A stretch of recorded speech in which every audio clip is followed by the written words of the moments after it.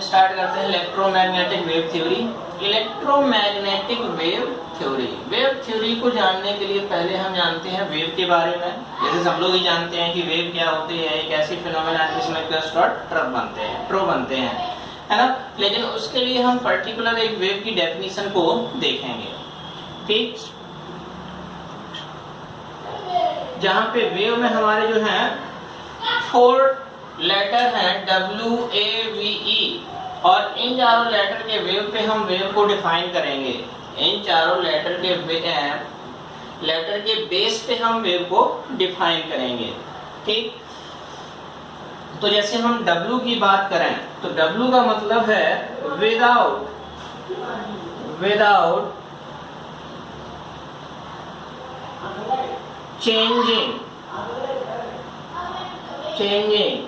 the position of the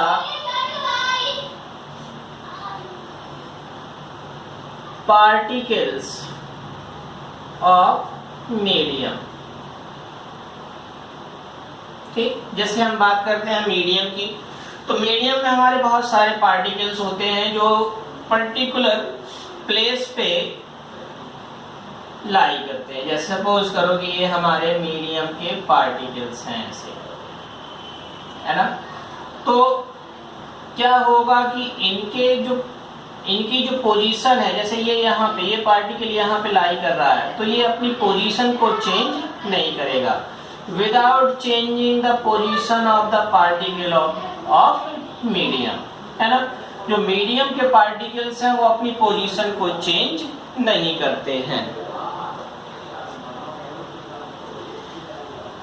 ठीक। Second हमारा है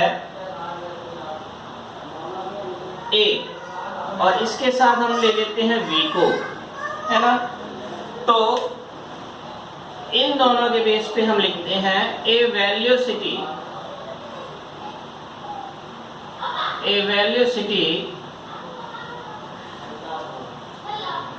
with which a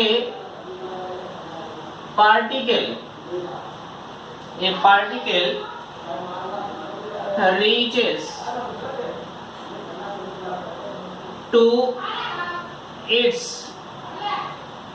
maximum amplitude with respect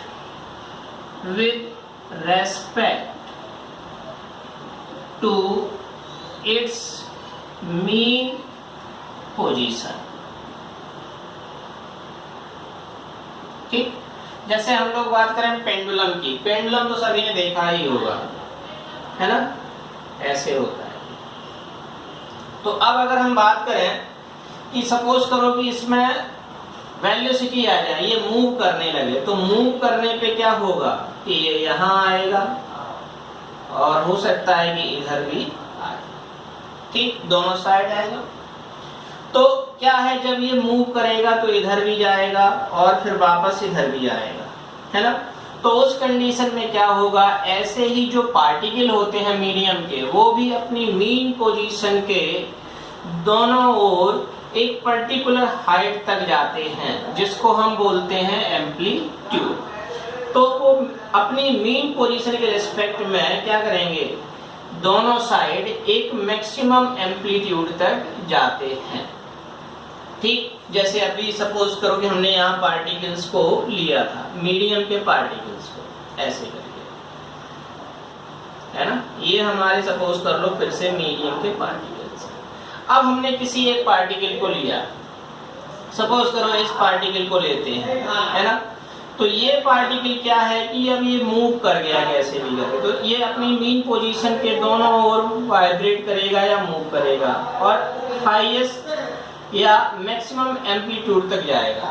तो जब ये ट्रेवल करेगा तो सपोज करो कि ये यहाँ से इधर गया, ठीक, ये यहाँ से इधर गया, तो ये क्या हो गया, ये डिस्टेंस जो है यहाँ से यहाँ तक की, ये इसको अगर हम ऐसे लें वर्टिकली तो इसको हम बोलेंगे एम्पलीट्यूड, ठीक। तो क्या करेगा कि कोई भी पार्टिकल जिसके पास वेलोसिटी है और वो मीन पोजीशन के दोनों ओर अपने मैक्सिमम एम्पलीट्यूड तक जाएगा, ठीक है।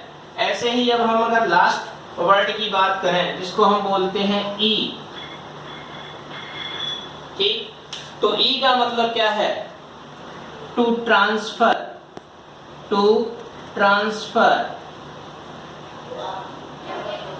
The energy, to transfer the energy to the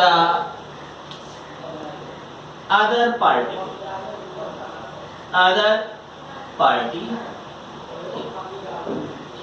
without changing its position, ठीक।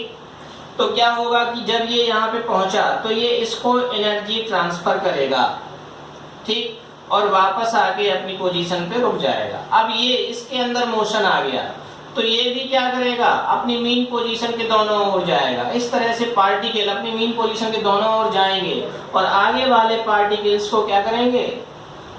एनर्जी प्रोवाइड कराएंगे, जिसके चलते वो फिर मूव करेंगे और वो आगे किसी दूसरे पार्टिकल से टकराएंगे। तो इस तरह से अब अगर हम देखें तो ऐसा हमारा कुछ पाथ बन जाता है, ठीक। और इसी पाथ को हम नाम देते हैं या इसी पाथ को हम लोग बोलते हैं वेव, ठीक है। तो ये हमारी वेव की डेफिनेशन है।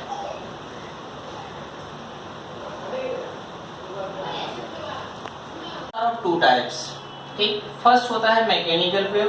मैकेनिकल वेव की अगर हम बात करें तो ये हमारी ऐसी वेव्स होती हैं जिनको ट्रैवल करने के लिए या जिनको प्रोपेगेट होने के लिए मीडियम की रिक्वायरमेंट होती है। ये नेसेसरी कंडीशन है, बगैर मीडियम के ये प्रोपेगेट नहीं करेंगी, ठीक।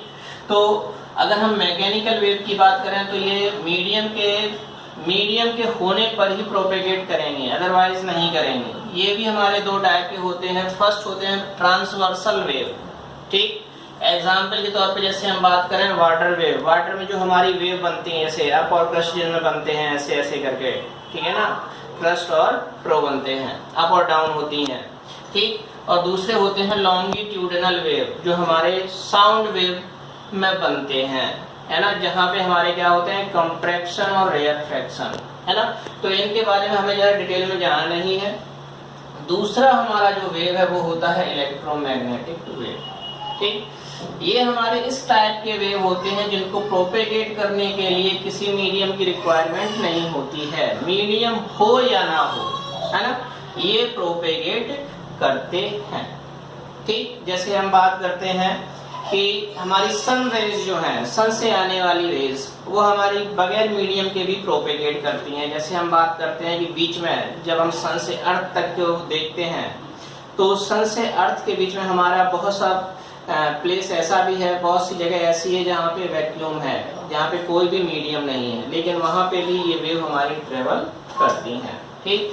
तो इलेक्ट्रोमैग्नेटिक वेव हमारी ऐसी होंगी जिनको प्रोपेगेट करने के लिए अगर मीडियम ना हो तब भी ये प्रोपेगेट करती हैं, ठीक है। हमें बेसिकली या मेनली हमें इन्हीं को डिस्कस करना है यहाँ पे, इनसे कोई लेना देना नहीं है, क्योंकि यहाँ क्या पढ़ना है? इलेक्ट्रोमैग्नेटिक वेव थ्योरी, जो हमारी बेस्ड होगी इलेक्ट्रोमैग्नेटिक वेव पे।